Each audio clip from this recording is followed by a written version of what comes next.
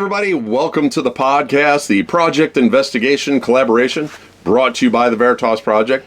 And as always, we are here with our gracious host and founder of the Veritas Project, Robert Curtis. Hello. And I'm lead investigator Todd Boyer, and welcome to the podcast, everybody. Yeah, welcome in.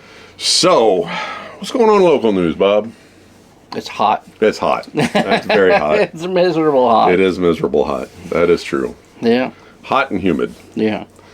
I am almost done with my second audiobook. Okay. I've got one more chapter, so hopefully I'm thinking I should have it to the publisher tomorrow. Yeah. For review, and then if he gives it the okay, then it'll be 10 days. So we should be coming up on 10 days for the other book, the first book that I finished. Mm-hmm. Should be available pretty soon on Audacity and Amazon. So not Audacity, Audible. Audible, yeah. So anything going on with the house, or how's the activity over there? Making headway. We had a couple weeks where it was jumping off, but it's kind of tapered quieted off again. Yeah. That the house is hit or miss. Sometimes it gets wild, and sometimes we're making good headway. The studio's coming. Yeah. I figured out a way that I can make myself a sound room. Okay. For cheap. Well, no, I won't say. Well, a sound room is like $5,000. Yeah, right. But I figured out a way that I can put one together myself for about $200. Oh, so that's coming down the road for me. Yeah. So the YouTube channel is taking off. Oh yeah. Big time. Heck yeah. So that's good. The people really like that story that we told about the mirror, which I thought was not really that much of a story. It amazes us that the things that take off. We've actually picked up 600 new subscribers from that story. Yeah. In the last 6 days, we've picked up 600 new subscribers. I never understand why. Like the Book of Oberon video, I didn't think was that impressive, and it's our biggest of all time. Right. And then the first investigation of the haunted farmhouse is our second most popular video by a lot.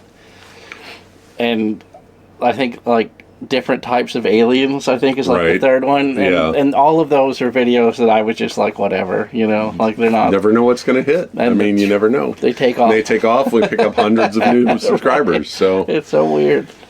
So speaking of investigations, we had an investigation last week. Yeah. We were live on TikTok for the entire investigation. I have sent you that video. Yeah. So that video Bob will post, when do you think? Monday with the podcast? We'll drop that one too? Yeah. So but it's just not right under 2 hours. Okay. So that 2-hour investigation you'll be able to watch that on YouTube. We did the whole thing live on TikTok, and we encourage you to go back and look through it. They're fantastic. We don't know tricks, no nothing. You get to see everything. The whole rough, raw cut, however you wanna put it. Right. So we investigated the Wakery in Springfield, Illinois. I got it right this time. I accidentally said Missouri when we were out there, when we were recording.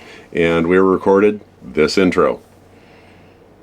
Hey everybody, we are doing a paranormal investigation tonight in Springfield, Illinois at the Wakery. And I'm with Investigator Kate, Investigator Robin, you all know me, Investigator Todd. And we're here with Elizabeth. And so what goes on here? What kind of things? Yeah, so this building was built in the mid 1800s, Lincoln era. In fact, Lincoln bought Mary Todd's ring here. It was originally Chatterton Jewelry. So built for George Washington Chatterton, originally owned it. And me and several staff members and patrons of the business have all seen the same person. I have seen him in the parking garage behind us. Several others have seen him down in the basement. And a lot of times we'll have glasses that fly off the shelves and break. Or there will just be thumps and bumps and kind of noises that aren't the ice machine, aren't the AC kicking in, just sort of why was that noise? But that's the gist of it. A few folks who have gone down to the basement just really don't like the feeling that they get down there, and a lot of us don't like to be here later at night just because of that That feeling, gotcha. And you guys close at like 10, right? Yeah. So you guys are here a little later, but not like full on deep into the night. So I'm assuming you're probably out by midnight? Yeah. Usually after the close up, Yeah. so. Okay, so I appreciate you inviting us to come out and do this, and we will go dark here and get started. Okay, cool. All right, so slight pause for Bob to put the intro in there. So we went out there, and Elizabeth invited us to come out and take a look around, and so they have seen figures.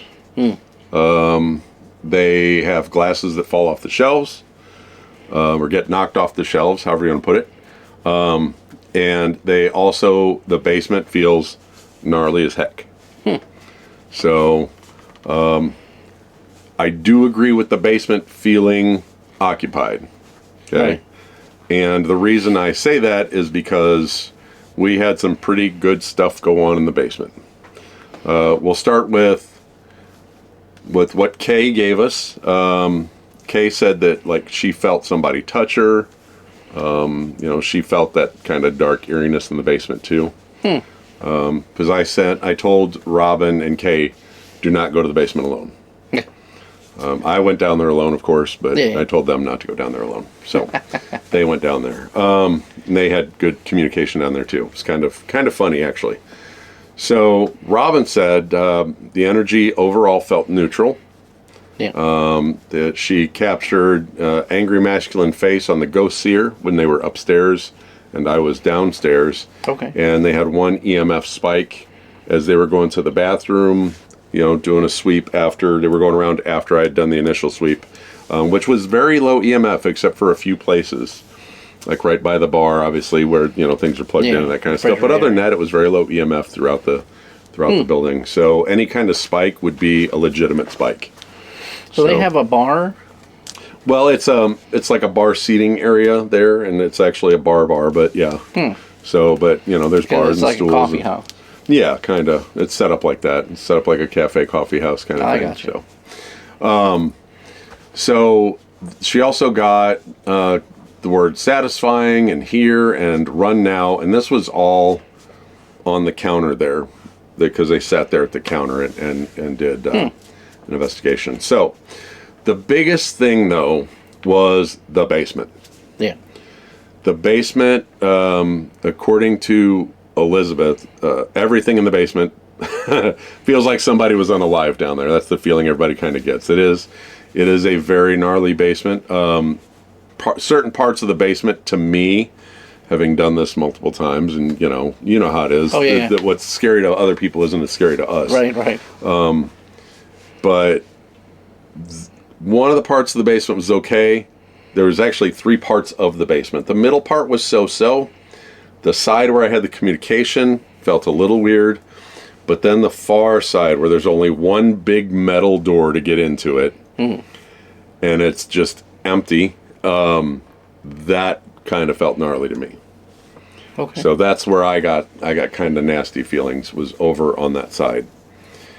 So, I mean, you watched a lot of the investigation yourself, and how do you feel about the communication session that I had? Did you catch that whole first communication session? And that at the time I brought up that they were saying stuff that I felt was directed towards me, and that was crazy to have happen because that I was here in the studio watching it on the TV, watching it on the monitor. I mean, and it was saying things that I would know, right, to me, and I'm here, and they're an hour and 40 minutes away, which is very, very, very weird.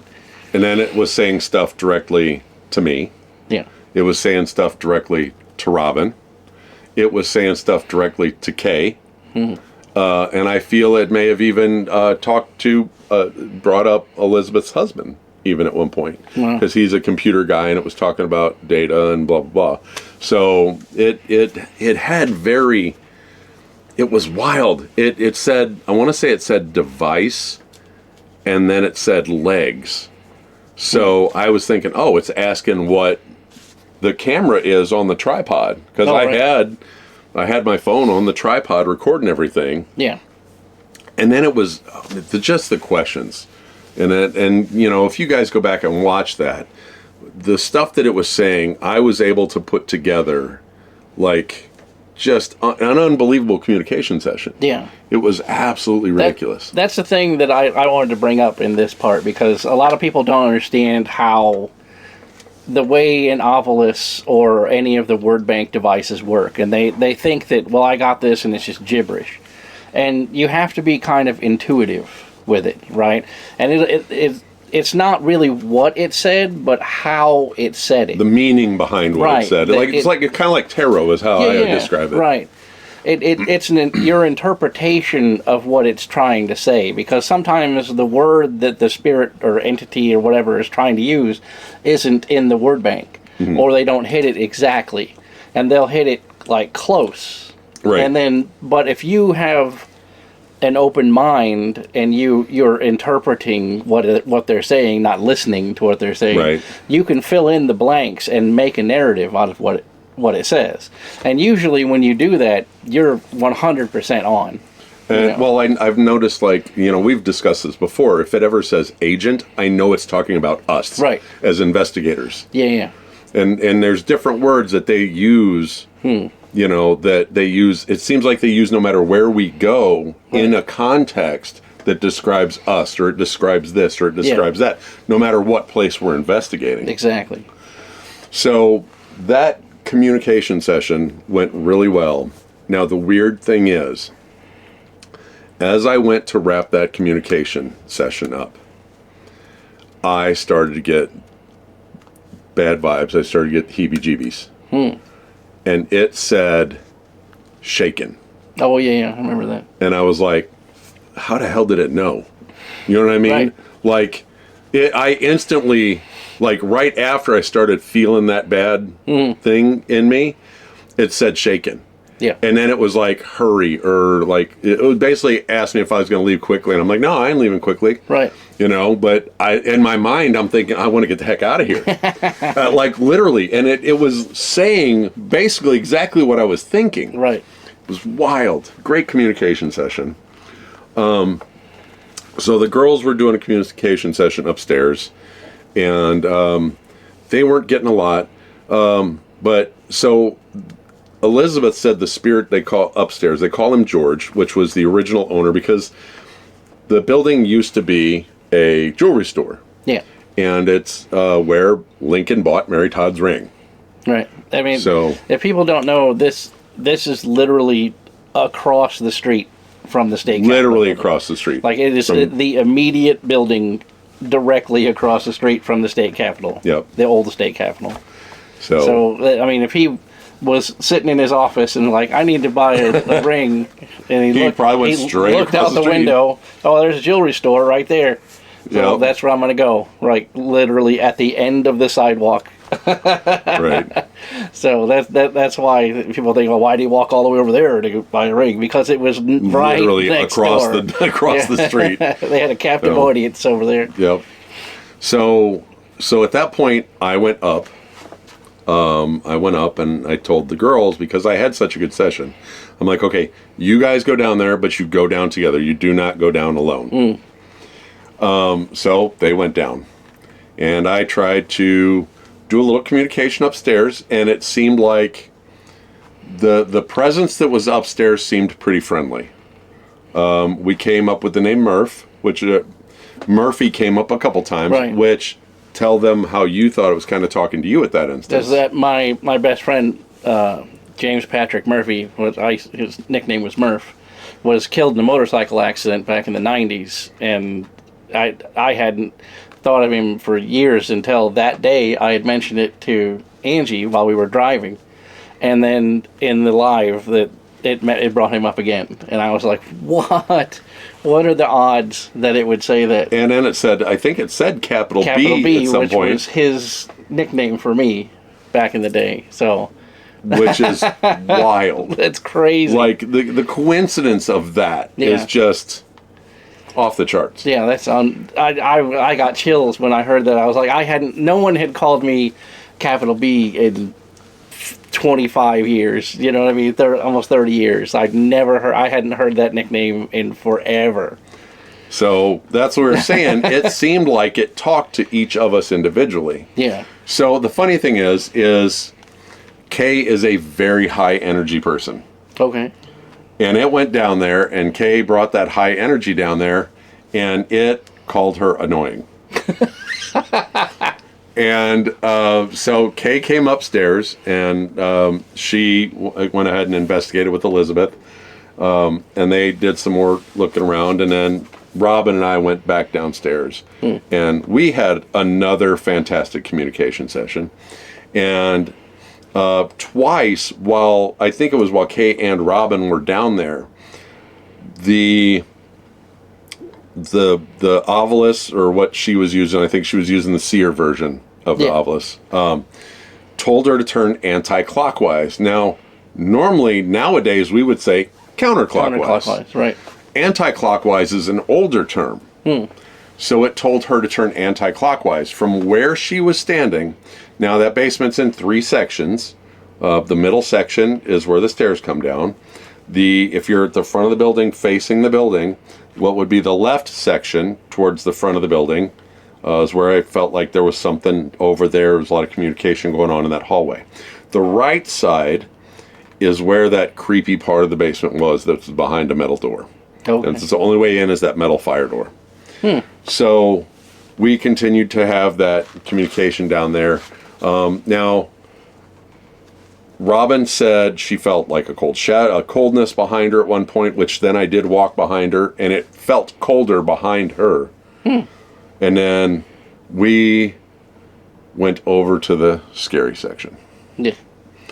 Now, we set up the communication session in there, and it wasn't the most fantastic of communication sessions over there. We were over there and we talked for a bit, and so I went to go pick everything up. And as I got further to the Ovilus, it said alone, which immediately in my head went, it wants me to come further back, but alone. Right. And I said, I'm not doing that. Because I got a bad feeling from back there. And then I took 3 photos while I was there. And you guys saw I took photos throughout the investigation. I took 3 photos. And the photo that we're going to show you at the end is the photo that I captured back there. So, overall, I feel there might be 2 presences in there. Murph, or maybe likes to be called Murph or whatever. Right. Very intelligent, very with it. Definitely an older spirit, because it didn't know what the phone was and whatnot. So definitely an older spirit. Probably been there a while, but friendly. Right. Because even he talked about how we wanted tea and sugar and all. It was crazy. Like the things we were getting in this place were just crazy. And Elizabeth even made him a cup of tea and put it on the counter. And I said, you guys should do that every morning. Appease Murph, just set it on the end of the counter, at the far end over there against the wall. Right. So I'm kind of curious if she continued to do that after we left.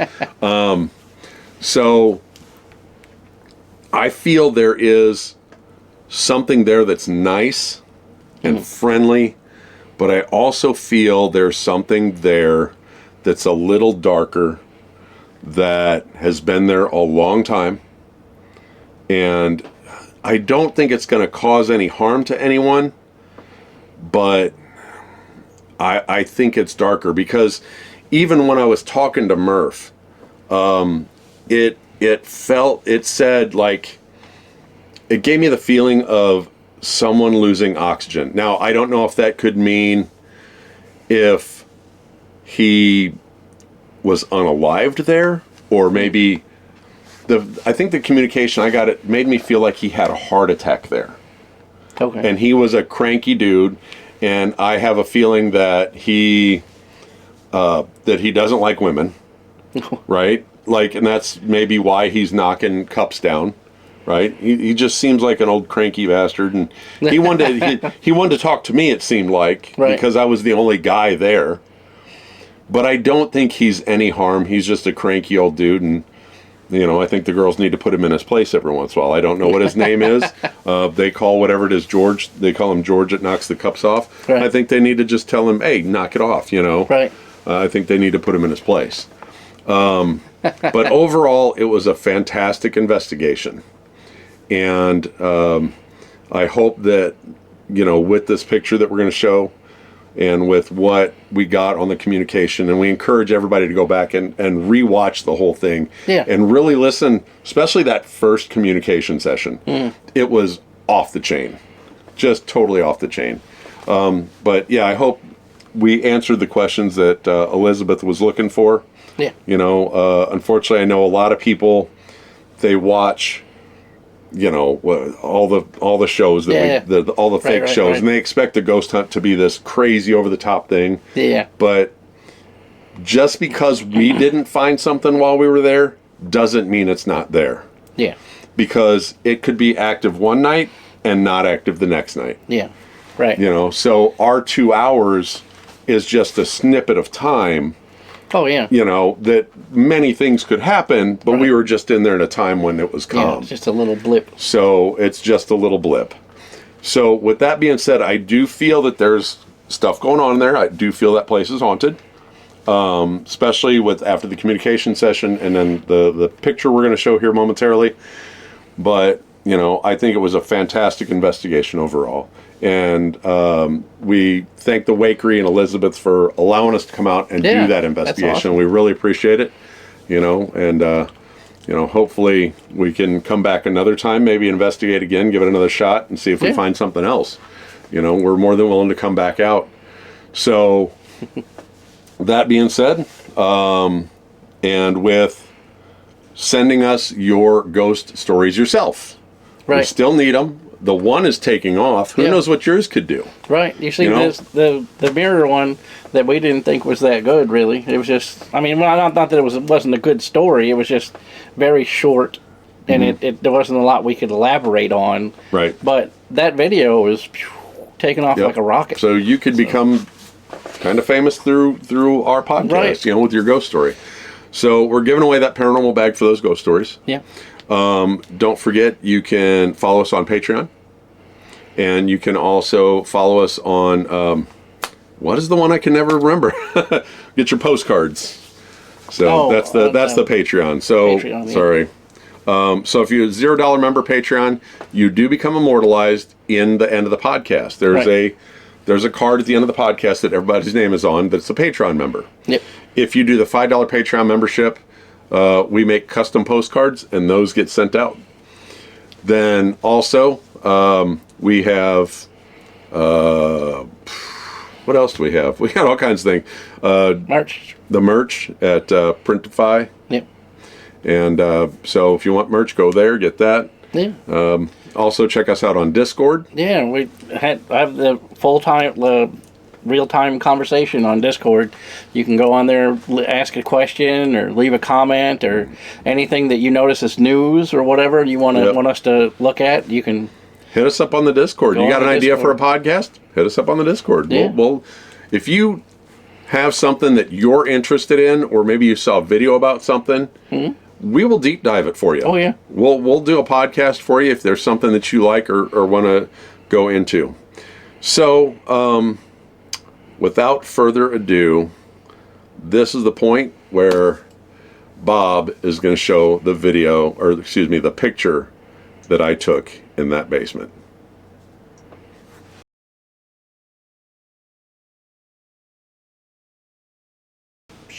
There it is. So, for you guys on TikTok, we'll show that as soon as we finish wrapping up the recording. Oh, you know what I almost forgot? Our collaboration with Grip Paranormal. Oh, yeah. So on Wednesday, this coming Wednesday, we are going to do kind of a mini podcast live on TikTok. Yeah. We are meeting up with Grip Paranormal, and we're going to do a collab with them. They do a lot of great investigations. If you're in the St. Louis area and you want to do an investigation yourself, get with Grip Paranormal, GRIP-Paranormal. it's like $60 I don't know the exact amount for each ticket, but you go, they show you around the location, they give you the equipment, you do the investigation yourself for like 2-3 hours. Right. You know, depends on the location. Some places are 2, some places are 3. So you get to actually hands-on paranormal investigation with a paranormal group, right. and they'll help you out. And then Bob and I have coming up with Grip Paranormal. Him and I will be doing investigation with them at the Route 66 guest center. Yeah. And we will be doing that. And depending on how many guests they have, we will either be with their guest, leading them on the investigation, or after their guests leave, we'll do the investigation. Right. So that is coming up for us. That's awesome. So thank you guys for joining us on the podcast. TikTok, hang tight. I will show that picture to you guys because you're watching us live. You know, thanks once again for coming in, guys. We appreciate you. Hit the like, subscribe, notification bell, all that happy stuff on YouTube. Yeah. And remember, stay curious and find the truth, and we'll catch you guys next time. Bye, everybody. See ya.